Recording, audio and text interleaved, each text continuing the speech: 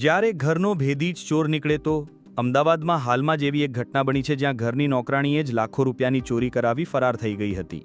વાત એવી છે કે 17 ઓગસ્ટના રોજ અમદાવાદમાં બોપલ વિસ્તારમાં આવેલા ચિદાનંદ બંગલામાં 40 લાખ રૂપિયાની કિંમતના દાગીના અને રોકડની ચોરી થઈ હતી। આ કેસમાં કામવાળી સહિત 7 આરોપીઓની ધરપકડ કરી છે। બોપલ પોલીસ અધિકારીએ આપેલી માહિતી પ્રમાણે તમામ આરોપીઓ રાજસ્થાનના ડુંગરપુર જિલ્લાના વતની છે। ઘણા સમયથી તેઓ YMCA ક્લબ સરખેજ નજીક કામચલાઉ ઝૂંપડપટ્ટીમાં રહેતા હતા।